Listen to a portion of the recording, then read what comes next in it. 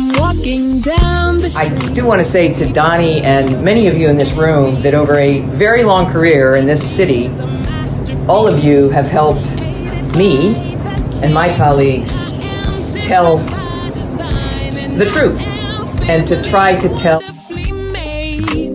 I may not look like you and you me, but My head up. I'm South Carolina, so I just... gotta be you. What does this event mean to you, Miss Peggy Mars? Oh, my heart, Happy 20th anniversary. my heart is about loving up on my sisters. Do you know what it feels like to have your sisters in the room? Johnny. Gotta be me and gotta be different and unique. I'm gonna be the best me I can be by letting His glory shine through. I am beautiful, I am blessed, but not just what you see in the flesh. I'm free from people, free from myself. There's a The doctor lived next door to the janitor to the reverend and the lawyer. We were together. Now we get so high and mighty that you create stress for your society because you don't like poor black folks either. That's a health problem.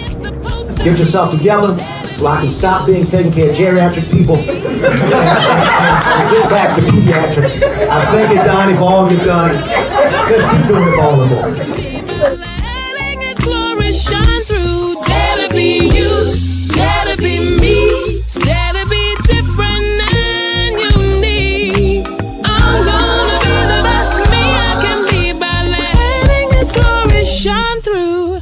And I dare you, I dare you, I dare you to be you. First name's Doni, last name's Glover. In it to win it for the long haul, baby. It's been a busy week, let me tell you. Here in Baltimore, there was an arrest made in the mass shooting of the Brooklyn incident where 28 people were shot and 2 people were killed. Unfortunately, but predictably, it was a young black man, and we say that with no pride at all. Very disappointed. Also, I think they found a lead in the killer of the young lady in Harford County. In other news, we were on WEAA last night for our weekly segment on Hip Hop Chronicles. Special thank you to Mike Nice and the WEAA family. We had an opportunity to speak with some of the participants in the Recovery Resource Fair that took place on historic Pennsylvania Avenue on Wednesday. A lot of great resources for people suffering from addiction. Kelly Sparks joined us, Mark Hunter, and also Jay Lee. And they were all participants, hosts, sponsors of a wonderful event. I think they said they got 19 people into treatment, including a young man who was dealing with a probation violation in which they were able to get him to turn himself in. Well, he actually turned himself in, and he was released. Unheard of. See what happens when we work together. We'd like to see more of these recovery resource fairs in our communities, particularly in places like Pennsylvania Avenue, areas that have been inundated with crack cocaine, heroin, and regular cocaine. So let's get to today's guest, Dr. Karwanna. Dr. Karwanna is an award-winning small business expert. Now, we've been covering business since our inception 21 years ago. And of course, business, small business, black business is very important to us. We know this, that because of people like the late Congressman Perrin J. Mitchell, the federal government came up with the 8A program. And this 8A program has helped produce a number of black millionaires. So anytime we can get an expert to get more of us involved in the federal contracting, that's a beautiful thing. So Dr. Karwanna D is the founder of She's Got Goals, LLC, and author of Don't Duck the Government, They've Got Your Money. That's her book.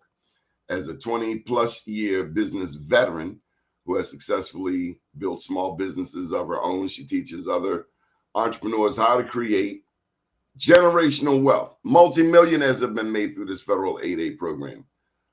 Generational wealth with government contracts by leveraging their business, as a vehicle land the #1 largest purchaser of business products and services in the world as their client. Can you imagine getting the federal government as your client? You're on your way. Over the past couple of years, this government contracts strategist has helped over 300 business owners generate upwards of $4 million and growing in revenues. Dr. Karwanna has been featured on CBS, NBC, Fox, Star Tribune Business, Best Business Digest, SBA, SBDC, Ticker News, The List TV show. She's been highlighted in several reputable magazines, including Swagger. I've met the young lady with Swagger. She is dynamic. I think she's down in Florida. A beast. We Empower, Sheen, and more, and has shared the stage with major leaders, including Les Brown, Trent Shelton, our beloved Dr. George Frazier, Stacia Pierce, Russell Bronson, and others. Without further ado, we bring to the stage, ladies and gentlemen, Dr. Karwanna D. Good morning. Hello. How you doing? Good morning. Good morning. What an introduction. Absolutely. Thank you so much for having me. So do you know about Congressman Perrin Mitchell and the federal 8A program and how it all got started? Absolutely. So first, for all of those that are listening, be ready for the information that I'm getting ready to share with you, because it can literally transform your life. So if you have a pen and paper, you definitely want to take some notes and also take action upon the information I'm getting ready to share. I'm Dr. Karwanna D. Irving. I'm a government contracts expert. And I help entrepreneurs, especially minority-owned entrepreneurs, actually scale their business with government contracts. I believe that especially minority-owned business, Black-owned businesses in particular, have the ability to tap into these opportunities that are on the table for you to at least reel in a revenue amount of $1 million. So that's the goal, is to help more small Black-owned businesses become millionaires, to where that is the norm. So I'm excited, but yes, 8A programs, and there's others that I'm going to be sharing with you all. That's just that, everybody's not ready for the 8A right off top, but there's some others and I'm going to share and break down the strategies of how it can actually work for you. Well, I believe in paying homage. We need to thank this lady whose face is on the screen. Can you tell me just a word before we get started about Pam Perry? About Pam Perry. So Pam is actually my publicist. She's super awesome. It's been such a blessing working with her. But definitely, she's helped me to get on stages our goal together is to actually impact, to reel in enough money to impact Black and Brown communities to be able to do things. So you have to have money to have power to be able to do things like, stop gentrification, buy the black back, be a solution to the lack of education in our Black and Brown communities. And so Pam has helped me to actually reach the masses so that we're able to educate and inspire and just make people more aware that you don't have to struggle in business. You don't have to chase customers. You don't have to book a bunch of calls in order to scale. And it's not going to take you 2 to 5 years to grow your business to $1 million firm. You can do that strategically by landing the government as a client. And so yeah, I'm excited about it. So such an honor. How did this fall into your life? Great question. So I've been in business for over 20 years. And when I first started, traditionally, like most entrepreneurs, I started business backwards, so we've all been taught a lot of things that are wrong. We've been programmed on a lot of things and how to do the wrong business practices that literally keeps you broke, right? And so those are the things like going into business with the expectation that it's going to take 2 to 5 years to grow a business. You have to have loans and capital ventures. You have to do all of these things. You have to chase customers and target like individual people and really flesh out that's your target market. But the thing about it is that when you target individual people, a lot of times people don't have the money to pay you, or it'll take you it'll take you 2 to 5 years by chasing individual customers. So I started the wrong way, doing all of those practices, and just was barely making ends meet. In 5 years into my business, I was still barely making ends meet. Trying to, I'm a multimedia professional as well. So my first business, I started doing photography and video production and all these other creative tactics. And so I was barely making ends meet. I was working full time, 60 to 70 hours a week, in my own business. But I was barely bringing home $20,000 to $30,000 a year. And I was like, well, nobody can live off that. And I'm from the San Francisco Bay Area, so really, Oh my God. nobody can live off that. Oh my God. They say the homeless people out there don't ask you for $1. They ask you like for 5 or 10. Yeah, because it's really expensive. You can't do anything with $1. It's really expensive, They laugh at you. Yeah, but I had the honor of meeting the first Black billionaire that I personally knew in San Francisco, and I seriously, my back was against the wall, and I actually built up the courage to ask him, how did you become a billionaire? Because he looked like me. We come from the same zip code, the same neighborhood, and everyone around me had been building a business from the bottom and bootstrapping it to the top, and I'm like, but yeah, we have a Black millionaire who's made it. Like, what is your secret? And he took a serious look at me and he told me, well, I sell to the government. And he said the same thing that you're doing for me, which I was building out his media portfolio. He said, you can do that for the government and they will pay you well. Well, that's all I needed to hear. And that information, I made it my business to find out everything I needed to learn about government contracts and how it can actually work for me in my business. And I went on, and the first contract that I landed was $70,000 for 28 days of work. Hallelujah! Oh my God. 70 for 28 days. Yeah. So double what I would normally make in a year in just a month, and that to me was so powerful. I was like, oh my God, what if I can make this work again? So I duplicated what I did. And before I knew it, I had multiple contracts simultaneously and had built a multiple 6-figure business in a year. And I was like, I'm going to tell everybody I know or run across about this. People need to know that the government can actually change your life. Yes. Well, they done changed a bunch of people's lives in my neighborhood, but not in a good way. So come on with the good way. Well, this is how you flip the script on that, right? Well, you make the government your client and it'll change your life. So you flip the script. A lot of times we look at, and I'm a spiritual person. I think about, the biblical practices that I grew up thinking, learning and things of that nature. And we grow up thinking, the government is an enemy, which in some cases, you could view the government as an enemy, but scripturally it says that I will make your enemy your footstool. And for me, I have learned how to make the enemy my footstool to be able to not only enlarge my territory, but create generational wealth and show other people who look like me how to create generational wealth using the government's money. That sounds like the prayer of Jabez. Yes, absolutely. Okay, so what do we do? How do we get started? Okay, so ideally, I have a 5-day challenge where I show people a little bit, go into more detail, where I show people how to actually get pre-qualified for government contracts, because it's not something that you can just jump into, right? So before I get into the how you get started or what do you do, I want to share like some powerful statistics, right? So in 2019, so you were talking about the federal government, and most people think that that's the only way to get into the game, right? So there's 3 levels of government. There's local, state, and federal, right? So all of the levels of government has spending budgets that they have to spend out, first of all, but also they have to spend it out with small business concerns, which includes women-owned, minority-owned, disadvantaged small businesses. So there's a whole variety of different types of small business concerns. And in 2019, the U.S. federal government alone spent $6 trillion on business products and services. Well, it's the very business products and services that you sell, right? Whether it's cleaning or transportation or communications, consulting, whatever it is that you do, the government will buy. Now, 26% and upwards of that is obligated and mandated to go to these business concerns. That includes you, right?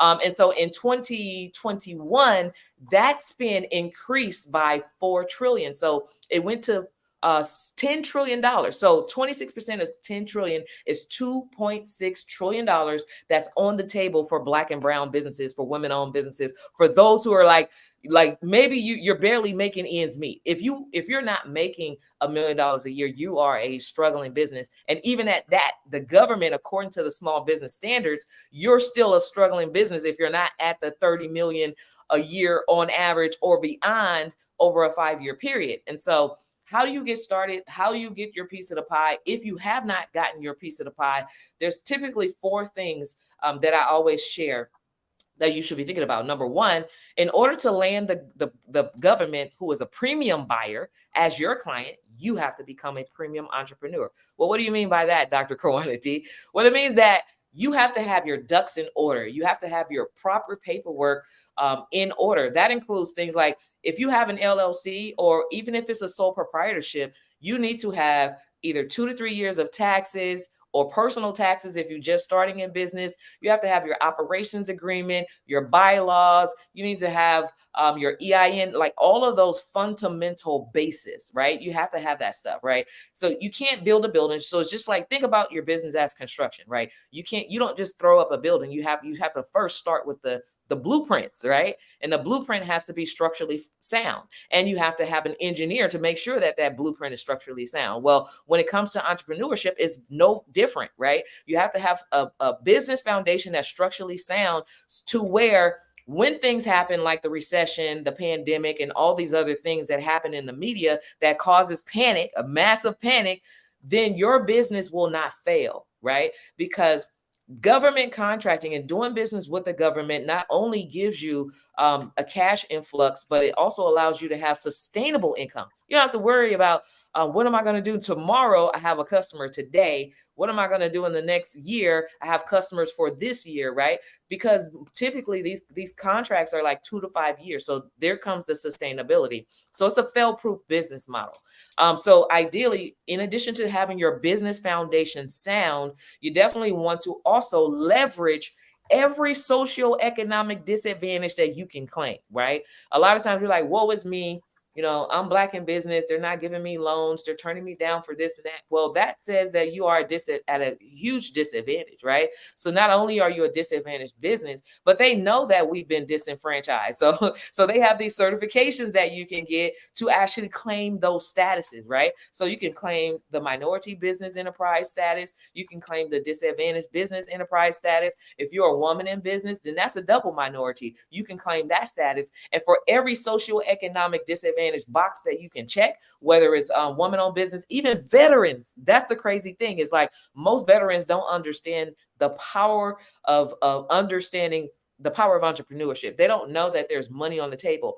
And so for each bucket, each box that you can check, there's literally pools of money that you can participate in. So the more disadvantaged you are, right? The more multiple types of disadvantages you have, right? The more opportunities you have. So let's just say you can check 4 boxes. Well, what if, right? Think about this, $250,000 from each box, that's $1 million business. And it's so easy because one contract could be worth $250,000. So those certifications, that's step 2. Step 3 is marketing. Well, in order to do business from the government, with the government, they have to know that you exist. So it's no different from, knowing, letting your clients know, your private clients know that you exist by doing ads, ad spend or getting billboards or whatever. But on the government side, it's free marketing. You get to market to the government for free, like with the capability statement or just by an introduction email. You get to market to them with no overhead, right? And so you have to let them know you exist. But not only that, you definitely want to let them know, well, how can you serve? And here's the thing, right? You always want to position your business as a business that solves problems, right? The government has a lot of problems. Number one, the biggest problem, when we all can look out, no matter where you are regionally, we can look out our window and see that there's a rising problem in homelessness. Well, that includes services like mental health, clothing, food, right? So if you have like a catering business, you can be a solution to homelessness in that aspect. So it's about positioning yourself and marketing yourself in that way to the government, and you can land lucrative contracts. The last step I call it the proposition, right? You want to make a proposition. You have to make an offer to the government. Basically, every single day, they're putting out hundreds of thousands of opportunities. They're like, this is the problem that I want to solve. Can you solve it, and how much will you charge, right? Every single day. So you just have to make a proposition and respond to those proposal opportunities.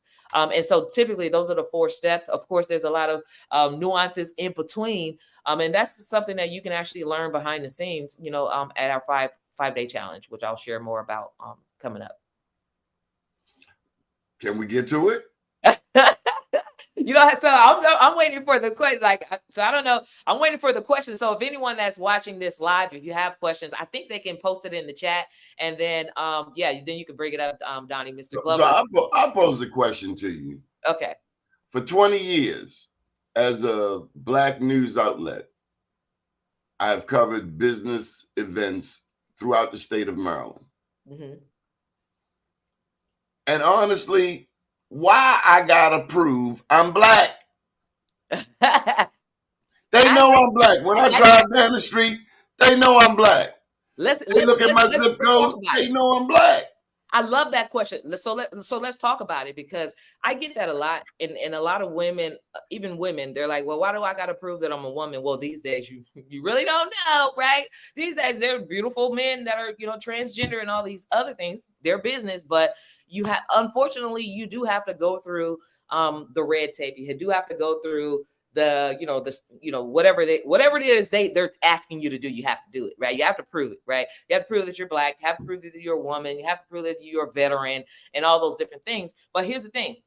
Most people, a lot of times people take the stance of, I don't feel like I want to fill out that paperwork because you can see that I'm Black. Well, there are Black Mexicans that look African American, just as dark skinned as us, and so you don't really know. And then there are Black Asians, right? There are Black Asians. We don't know, right? And so, so this is the reason why. But here's the thing. You don't want to get so caught up in like all the rigorous paperwork and feeling like you don't feel like doing that paperwork because you don't want to prove something. Because guess what? You will be holding yourself back from securing contracts. Now, I'm going to share with you one of my clients. His name is Remy. Remy had a photography, real estate business. He did a lot of things like most of us, where we think we have to be serialpreneurs, but he wasn't really making any money, just chasing customers. After 6 weeks of learning the things, the 4 steps, the things that I just shared with you, he secured his first $1 million in contracts with the federal government, right? Doing photography and providing real estate for veterans, for homeless veterans.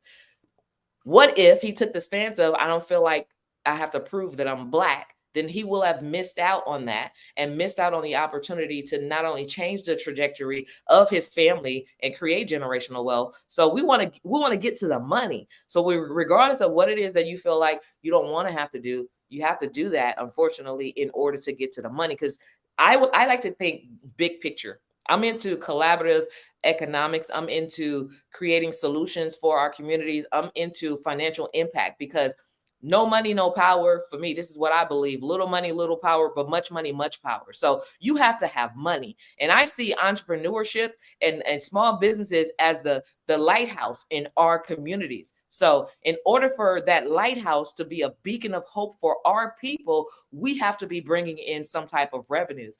The government is the biggest purchaser. You can literally redistribute wealth by partnering with the government and bringing that money into your household and into your communities and infusing that for change, the impact that we can make. And I believe that, I honestly believe that this right here is the solution. This is the solution to everything we've ever marched for, everything we've ever, spoken out about, being disenfranchised and disconnected and just held back for so many years and centuries, right? This is the solution to that. I have no comeback for that. I will say the paperwork, it's a lot. It is. Yeah. Yeah. And thus brings me back to, in order to do business with a premium buyer, you have to become a premium entrepreneur. Because doing that paperwork, what it does, like, first of all, I believe that it's systemic, right? They put it in place to discourage us, right? Because a lot of times we don't have our paperwork together. You ask a minority, most, you ask a small business owner for their P&Ls. They're like, well, what is that? You ask them for their profit and loss statement. I don't know what that is. They don't have these things together. So what it does, it forces you to become a premium entrepreneur, and it actually forces you to become an executive CEO, which is those are the businesses that get yes to funding. Those are the reasons why we actually get redlined from banks, getting those approvals. Those are the reasons why. And so this forces you to cross all the to cross all the T's and dot all the I's, so that you're able to leverage that status to not only reel in lucrative contracts from the government, but also to leverage banking power, right? To be able to get those yeses as well. So the first person that I need to go to is my CPA. No, it's not. It's not necessarily the first person, but yeah, that's one of the people. Yeah, that absolutely you have to go to your CPA. Whether it's your CPA, sometimes you can actually print these financial documents if you're using like a software like QuickBooks, accounting software, any type of accounting software. Automatically, if you're doing it right, it'll automatically print out that information anyway. Your profit and loss sheet, if you've done taxes for the past couple of years, well, your Schedule C is your profit and loss sheet, so you can actually use that as well. But you definitely, I always highly recommend, if you're making, good, decent money in your business, and you shouldn't be doing your own financial documents anyway. You should either have a CPA or a business tax attorney or someone doing all of that paperwork for you. Okay, now this is kind of backdoorish, but what role do my elected officials play? What role can they play? 2 U.S. senators, my we have a congressman, my state senator, my state delegates, my city council person, these people who politic in my neighborhood every 4 years, what can they do for me in the process? Are they important? Yeah. They're very important as well. Like, I think you definitely should have a relationship with your local politicians. Now, like I said, there's 3 levels of government. On the city level, there are certifications on the city level that also, basically there's a percentage of all of their spending, whether it's in construction, build out, communications, marketing, all of their spending, a percentage has to go to the local owned businesses, right? So if you're not registered with your city as a local vendor, as a certified contractor for the government locally, then you're basically leaving a lot of money on the table. So there shouldn't be these multi-billion-dollar projects going up and you're not at least considered for a piece of the pie. So you definitely you have opportunities to advocate at the city meetings for small business when they're talking about how they're going to do to increase the spending, how they're going to meet their goals, what percentage, you should be a voice at the table when they're talking about what percentage of the city spend they're going to set aside for small business concerns. If you're not at the table, someone else is talking, right? And a lot of times we're not the ones that's at the table. So someone else is talking and they're pushing these regulations to where it's benefiting others, right? But it also can benefit us. But when you have relationships with them, also, they're able to guide you. There's certain things they can and cannot do, but they're able to guide you and connect you with the right people for the right opportunities. Locally in my city, San Francisco, the mayor that was, he was the mayor probably about, I want to say about 7-8 years ago. I had a relationship with the mayor there, and what he was doing is trying to help stimulate the local economy by helping small business owners. So he would have these meetups where he would come to you and ask, what are you struggling with in your business? And then he'll come up with a solution and connect you with contracting opportunities. Like, call me, I'm gonna connect you with this agency, whatever. And so having those type of relationships, like with your local chambers, with your local city officials, and letting them know what you do and how, what problem you're gonna solve in your city, right? Those open up doors for a lot of economic opportunities for yourself. Dr. Karwanna, have you found, now do you know Willie Brown? Yes. Well, I met him on the West Coast. My daddy told me about him years before I met him. Yeah. And I will always appreciate having the opportunity to have met him.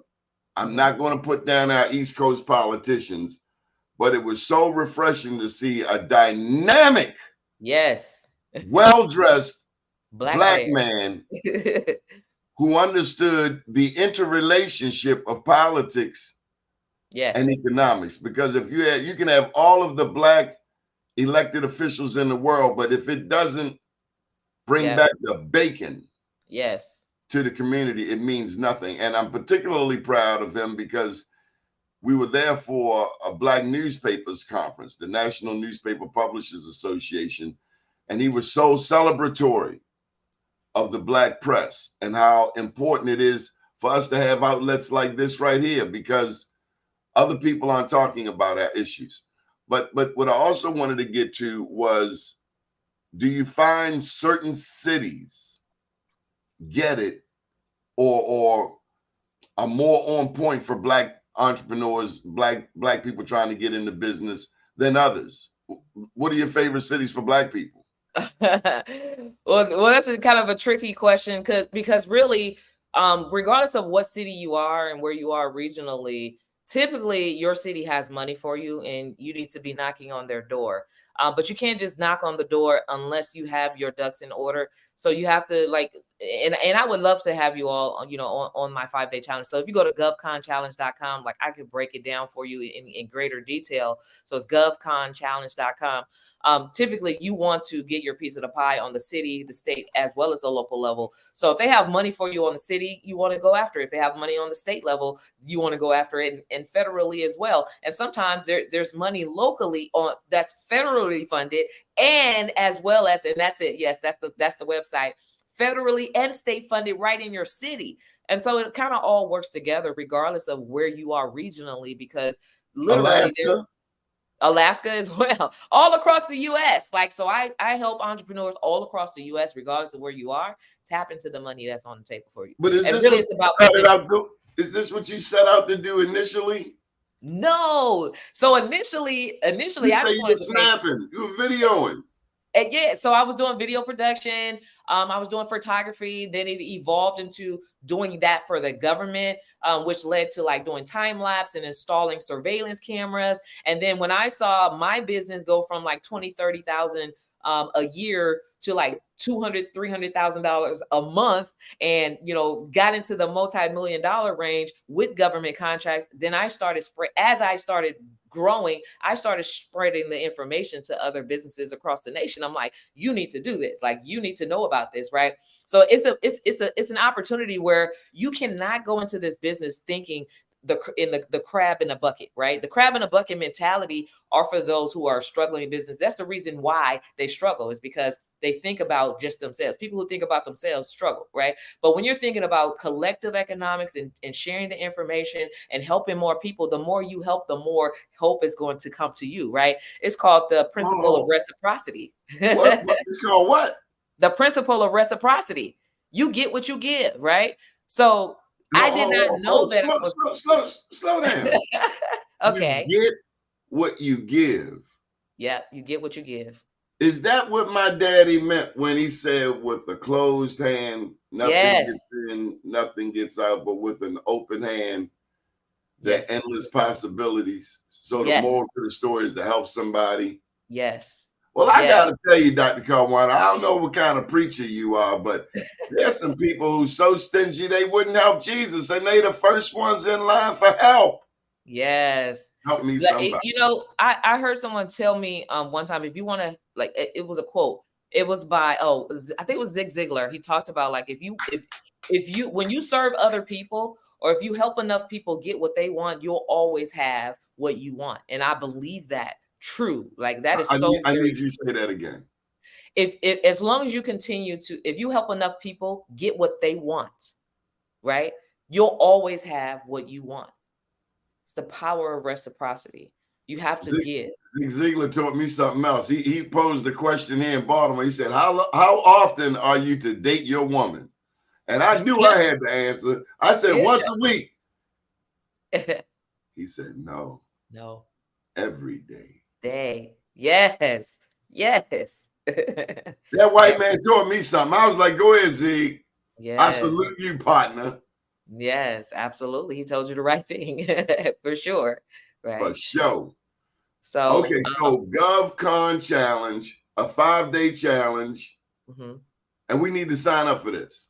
Yeah, you definitely do, because not only are you going to learn how to, you're going to walk away pre-qualified when you do the work that I'm going to tell you to do during the challenge, but you're also going to have a game plan of how you're going to position yourself to hit those large numbers that you probably never hit before in your business. So this is huge, and it's not for everyone. It's for those who are willing to learn how to serve and how to position your business as a solution to the world's problems. When you do that, giving becomes receiving, right? Giving is receiving. And those are like, it is crazy because like everything that I've learned in business over the years that helped me to really grow as an entrepreneur, when I look back at my childhood growing up, I'm like, that's in the Bible. It's all in the Bible. Everybody thinks the Bible is a book of religion, but really it's not. It's more than that. It gives us the exact instruction that we need to be self-sufficient, independent, and financially free. It's in the Bible. It says giving is the way to receiving. Give and it shall be given unto you. So as long as you're continuing, and giving doesn't necessarily have to be monetarily, but monetarily returns monetarily, because everything produces after its own kind. Servitude is going to open up the doors for abundance in not only your life, but your generations to come, their lives, right? And it just gets so deep. But yeah, so I show you during the challenge how to actually position yourself as a person of service that's ready to land in exchange for lucrative contracts, right? Literally one contract could be worth 10 years worth of revenue, right? I have a client that just landed a $1 billion real estate contract with the government. We have people in IT that have $1 million annual contracts with the government. We have people who's never made six figures in business landing $250,000 contracts for like 90 days of work. Like, this is really transformational, right? So it's more than just about the money. Like I said, money is power. But what can this type of income do for you? That's what it's about. We always talk about creating trust, and we talk about creating generational wealth. Well, you have to find a way to make more money without working harder. This is it. This is how you make more money than you have bills to pay, so that you can have that overflow, right? Another biblical term, the overflow, to be able to create that generational wealth, to be able to fund your trust. We have a lot of broke trusts that's just made, right? Because we don't know where to get the money. Time is limited, so we think we have to work harder and work more hours to make more money to do that. But no, all you have to do is strategically land a government contract, and literally it will change your life. Lady, you got my phone blowing up. Thank you. He speaks from my heart and mind. This is not new, but a necessary reminder. Ask her, how involved will the federal government be involved in your business? Well, they're not involved in your business. The only thing that they're doing is writing you a check. That's it. So you don't have to worry about that. No, this works for any entrepreneurship.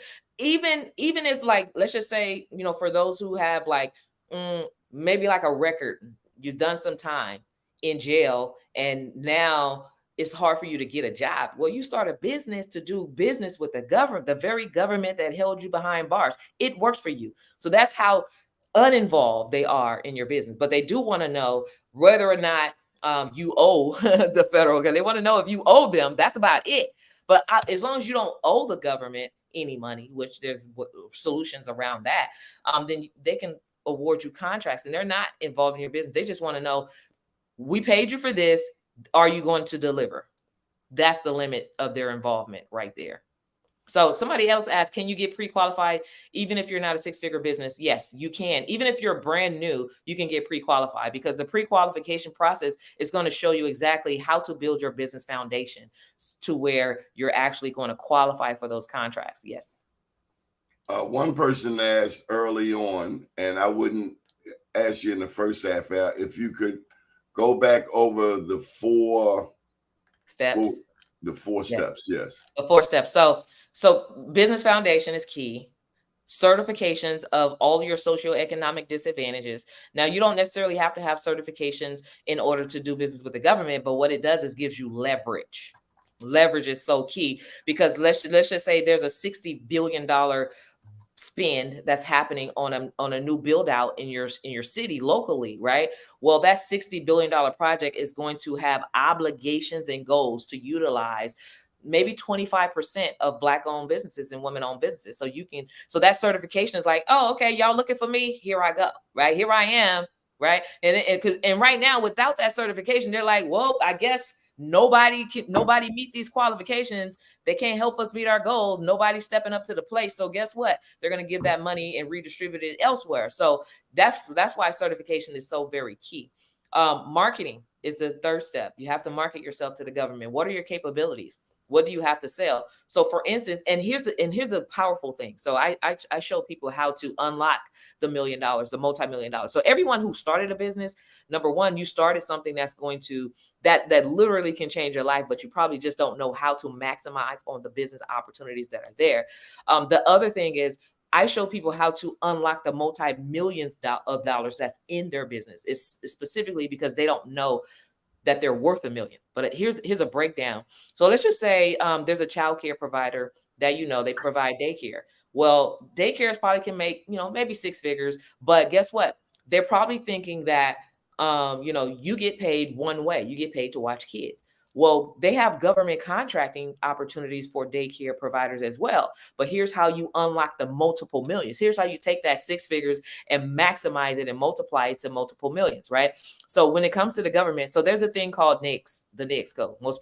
Some people are familiar with the NAICS codes, NAICS. So if you go to NAICS.com, then you'll be able to identify what your industry code is. When you identify your industry code, those industry codes are not just codes for no reason. Those are codes that have money attached to it. So the more codes you identify, the more money you can identify. So daycare on the government side is like, you can unlock multiple codes because not only do you get paid for the daycare, you get paid for the after school care. There's a separate code for the tutorial because you maybe do help with homework, right? There's a separate code for the nutrition services because you feed the kids during the day. Maybe you take photos once a year of your children. So there's a photography code. There's money tied to that. Maybe you do peer-to-peer mentoring because these kids live in multiple households, right? And so you have to jump in and kind of mediate. So there's a code for that that's separate. So now I just unlocked 6 multiple streams of income within your business, right? So these are the things that we help you understand when it comes to the 5-day challenge, so you can unlock those codes, identify where the money is, and understand how to position yourself to go after those funds. Okay, business foundation, certifications, marketing, and okay. And then the fourth, thank you for keeping me on track with that. The fourth is responding to the proposal opportunities, right? So it's called the proposition, right? So you have to make a proposition to the government. They just want to know, they're telling you, here are the problems we have. How would you solve it, and how much would you charge us for it? That's it. And the government, again, is a premium buyer. So you definitely don't want to go in saying, well, I'll charge you $20 an hour, right? How about $2,000 an hour? How about $25,000 an hour? In fact, it's crazy because one of my clients, like, she does diversity and inclusion trainings. She landed a contract for 1 hour and it was for $26,000 for the hour, right? So it's just like, you just have to understand what they're willing to pay and and just kind of break down and itemize your invoice to where it turns out that way. But you can't upfront just say, I'm gonna charge $26,000 an hour. They're gonna look at you like you're crazy.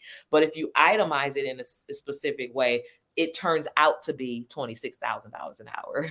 Well, I just want to tell you, Dr. Karwanna, this is probably the most popular show all year. This thing is just going through. Does this happen to you often? It does, yes. It does, yeah. I don't even know what to ask. I'm just saying, because the information is so powerful. Like I said, like, what we're looking for is we're like, my goal over the next 5 years is to help 100 small business entrepreneurs a year. I don't get that part. You could go make your money, but is this like a ministry, a passion? It is. And I'm glad that you brought that up because, I still do government contracting on the side as well. But you're passionate about this. I'm so passionate about this because I know how it changed my life. When I was growing up, I grew up as a family of 7. My mom was single. And she worked her fingers to the bone. So with 7 kids, it was a struggle, right? We never had like the brand name things. We never had like all that. We always had what we needed to have at minimum to survive. And so middle class and the working class mentality, that's something that's a generational curse. And for me as a young child, I always wanted to break that. I didn't want to just live regular. Like I felt like I was born to be a millionaire. I didn't know that it was going to take this to help me get there, right? And so for me, it's like I know what it did for me. The government funded is funding and currently funding my legacy. I owned no land. I owned no real estate. I owned none of these things. At one point, I could barely go buy my kid a pair of shoes, right? And so doing business with the government completely changed that. So knowing what it did for me, and the government had funded like more than 10 acres of land and is helping me build out my real estate portfolio. I couldn't have done that by myself working a 9 to 5. I couldn't have done that by myself chasing individual customers. I would never have gotten there. It had it not been for this relationship with the government. And so for me, because it does so much for me, I know what it can do for my people. I know what it can do for our communities. Like we're always marching about gentrification, and we're always talking about all these different things. It takes money to make change. It takes money to make that change. And so for me, it's like, why don't we collectively come together, right? And just empower, and just the impact is so much bigger than me. It's so much bigger than me. The impact, I feel like I was called to do this. And my divine purpose is to create global impact for Black communities, because we literally can transform. $1 million a year should be the norm. That should be the norm. You get more time back and more money. You like on some Harriet Tubman civil rights type stuff. It's just so real, like, you know. So yeah, you like Harriet Tubman. She went back and got her people. You got your freedom, and you still going back helping Black people. As many as want to be helped, because everybody don't want to be helped. Some people are fine where they are, and they're okay with being who they are and where they are. Right? Listen, you mentioned buying your kid some shoes. I gotta ask you. You mentioned foundation.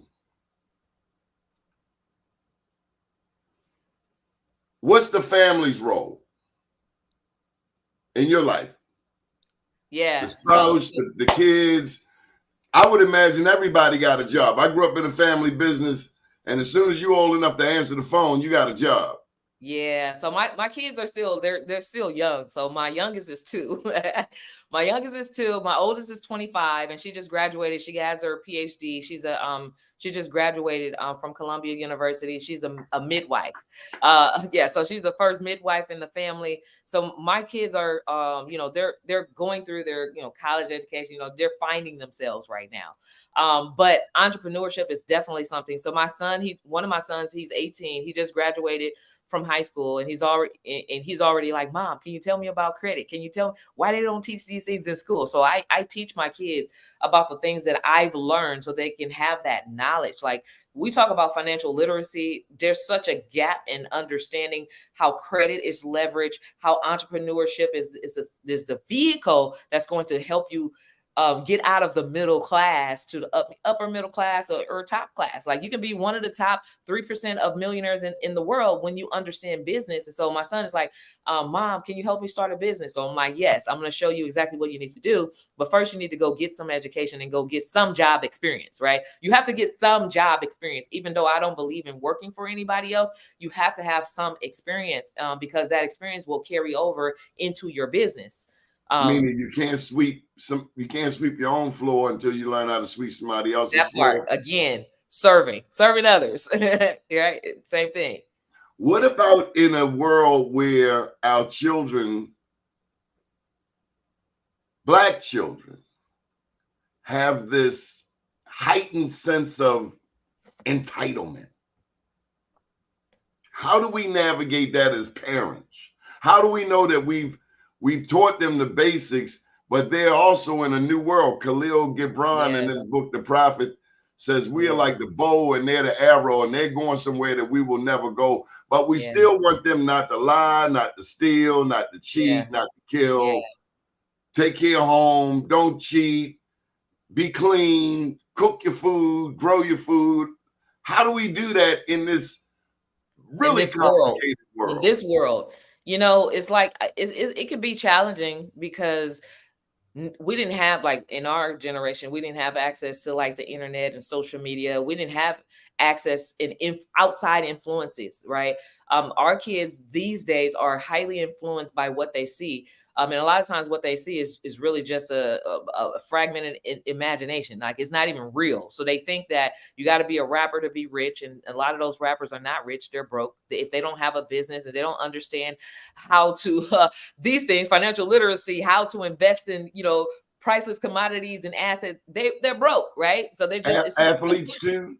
yeah, athletes as well, right? If they don't have a business, which some of them, you can see that they understand this, and they're creating foundations and creating trust, and they have the entrepreneurial mindset, and they have businesses, right? That's the real way to make it.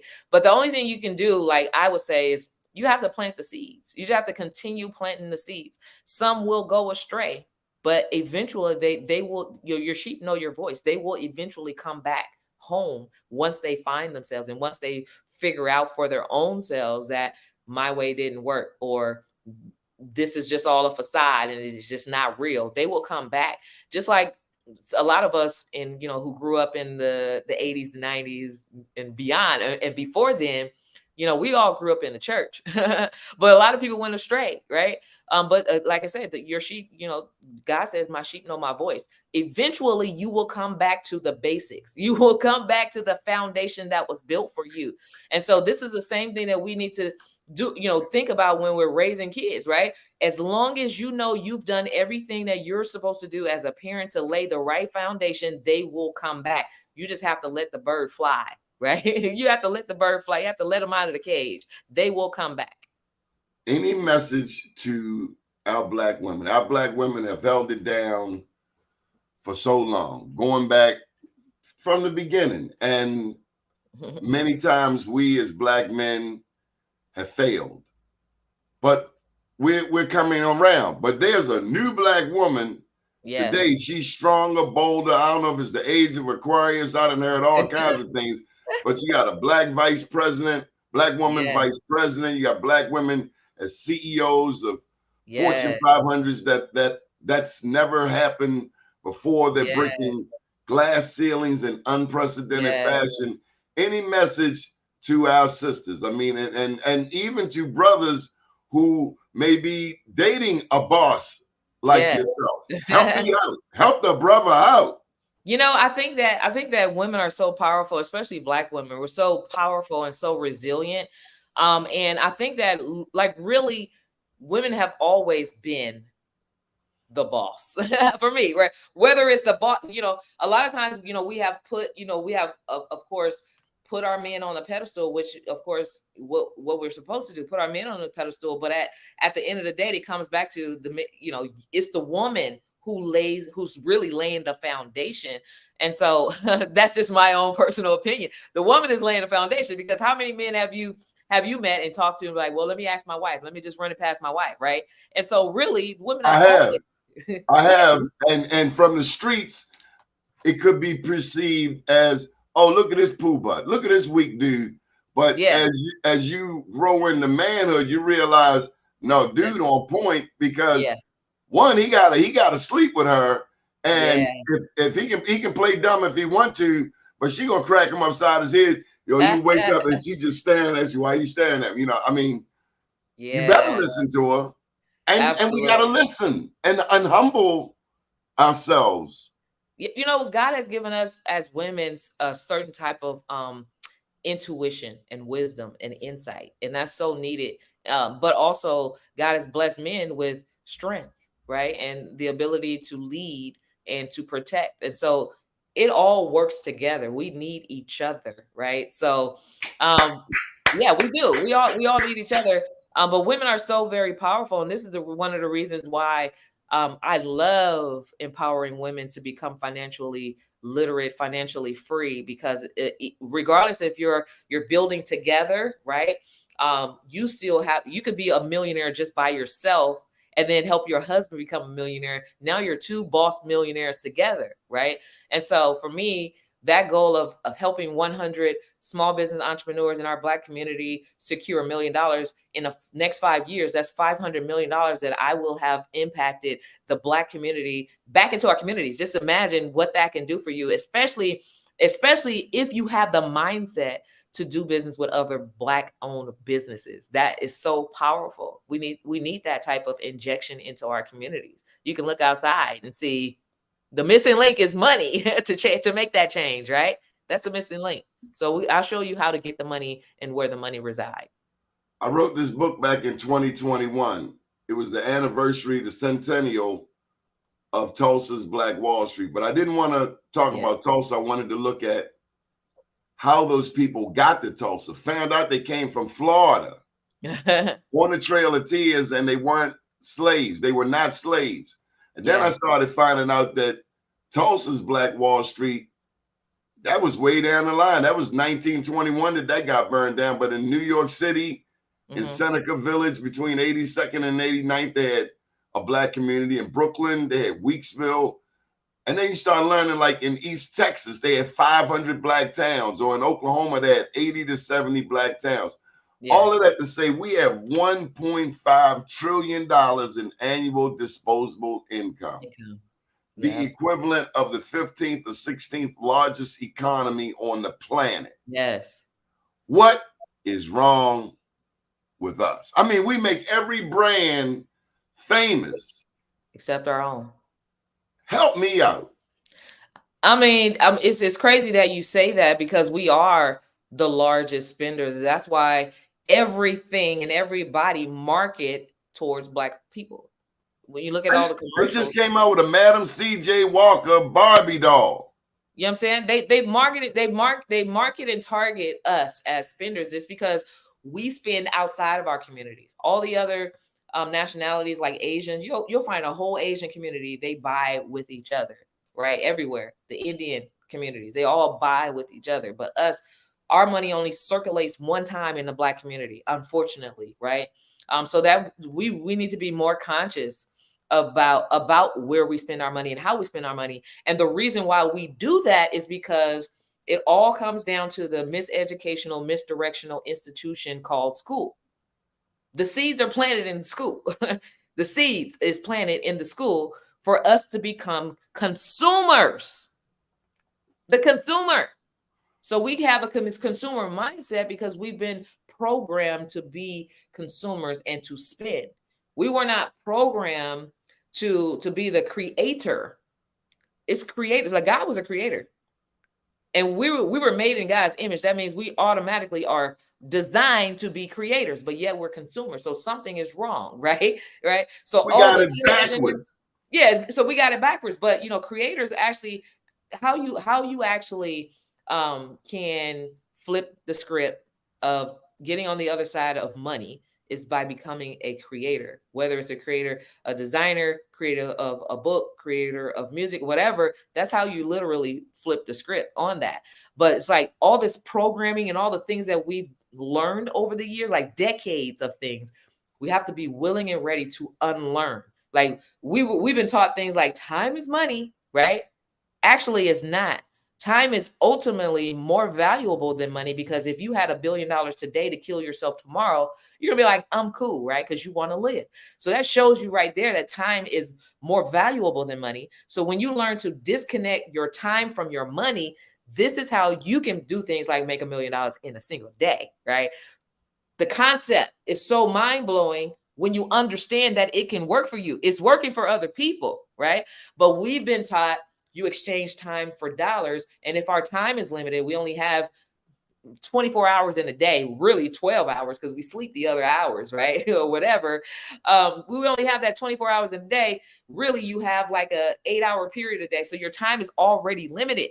So how do you break beyond that? You have to start disconnecting your time from money. You have to start leveraging other people's time. And this is where I talk about the crab, getting out of the crab in a bucket mentality, because when you collectively put your time together, right, by building your team and sharing the money, reciprocity, that's the principle that we're doing again. then you can make more money than you have time to spend. So we have to be willing to unlearn all of those things that we've been taught, and deprogram ourselves, because when you do that, money is just like, it comes naturally. Money comes naturally. It's not something that you have to work hard to get. We out of time, but I don't want you to go. This Bible verse comes to mind: seek ye first the kingdom of God and his righteousness, and all things shall be added unto you.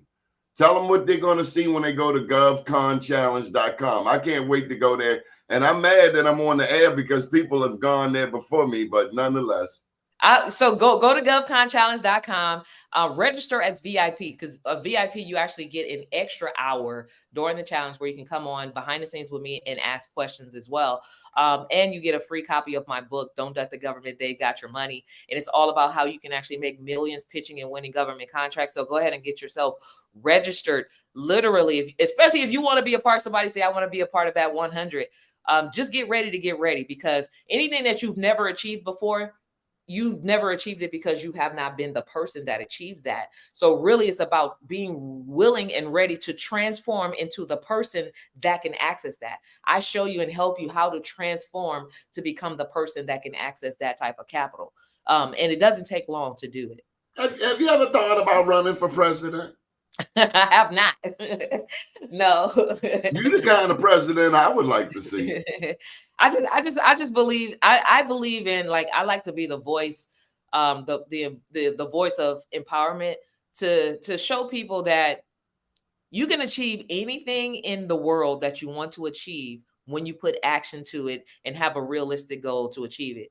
When you want to grow and build a business, you don't look at Tiffany, who's married, who has 5 children, who's probably making $100,000 as your particular customer, because you need 1 million Tiffany's to make $1 million, right? You look at where the source, you go to the source of money, which the government prints money. They never run out, regardless of what's going on. They're going to continue printing money. When there's like the fires in Hawaii, the storm in Puerto Rico, when there's like Hurricane Katrina, you think they stop spending money? No, they create a whole new budget of money to solve those problems. And so really, we're going to go to the source. So I'm showing people how to go to the source, because the source is going to write you the biggest check. And that biggest check, I promise you, you won't have enough bills for that money. I promise you that's how you get into the overflow. I promise you that's how you're going to be able to invest in priceless commodities and to start the process of creating generational wealth, right? We talk about it, but we're going into it backwards. We have to do it strategically. And this is the best way that I've ever seen on how to actually do it. And even for those who have, like, let's just say, is it okay when we go over a few minutes? Are we okay? I'm not getting in the way. Too many people watching. Because I got to get out of here too. But even for those, let's just say for those who, they say the more money you make, the more money they take, right? And so the more money you make tax-wise, strategically, the more money you're taxed, unless there's tax strategies. The tax code was written for entrepreneurs. So when you understand the tax strategy, you can make it work for you. But here's the kicker. The government is the one that bills you for taxes. What if you got the money from the government to pay the taxes that they're billing you for? Then it's free for you. Free taxes and free money and free time. Like, this is the solution, y'all. That's all I got to say. This is the solution to changing your life. If you want to be a part of it, you definitely want to tap in to govconchallenge.com. And my team and myself, we're going to help you get there. Who mentored you? What was that? Who mentored you? Oh, well, I have quite a few mentors. Myron Golden, that's one of my favorite mentors. I've worked with Marquell Russell. That's another one of my mentors. So many people. I've also had virtual mentors that I've never met personally, like Zig Ziglar and John Maxwell. These are the people that I listen to, Jack Canton, and have followed. When you have a mentor, it helps you to transform your mind, which is another biblical principle. It talks about how you want to be more Christ-like. You have to let the mind that's in Christ be in your mind, right? So mindset is very key to growth and development. And the more you grow, the more basically money you can attract into your life, but you got to be willing to get out of your own way. And so, yeah, I have a lot of mentors. I'm also a mentor as well. To God be the glory. Any final thoughts? That's it, y'all. I mean, y'all ready to transform our communities? You ready for a real solution? Are you ready to create generational wealth? You want to think about, you know, like your children's children and set them up for success. Like, this is going to be the best thing that you can do. And I'm not going to like make you think that it's going to be an easy road, because it's work, but it's so worth it, right? It's work, but it's so worth it. All the work is on the front end, but on the back end, it's so easy to rinse and repeat, rinse and repeat, rinse and repeat, right, y'all? This is something that you can wake up every single morning and be like, you know what? In the next 6 months, I want to make 10 million. Well, it's $10 million is already in the pipeline. It's already there. So then you can back into the number and say, okay, in order for me to do that, I need to have $1 million contract here. I need to have 250 there. I need to have this many people on my team collectively. You can create a goal based off the number of dollars that the government is promising to spend. And we're getting ready to go into September, which is the end of their fiscal year. That's where their budget ends. Normally, the budget ends in the green, and they're like, no, we need to be in the red. So when you're certified and you're registered in these systems, they're like, hey, can you come get some of this money off the table? That's the position you want to be in. October 1st, the new fiscal budget starts and begins. They're like, hey, we need to get as much money off the table, so at the end of the fiscal year, we're not having to call so many people to ask them to come help us get this money. So the problem is the government has too much money. They want to spend it with you. Will you let them? And that's all I got to say. Okay, the boss lady then put one final plug in. This is the website, govconchallenge.com. Yes. You are the bomb. I am blessed. Our audience is blessed. Thank you. And I pray that we can receive this message and act on it right away. Absolutely. God bless you. Have a great day. Good morning, world. Thank you for having me. Yes, ma'am.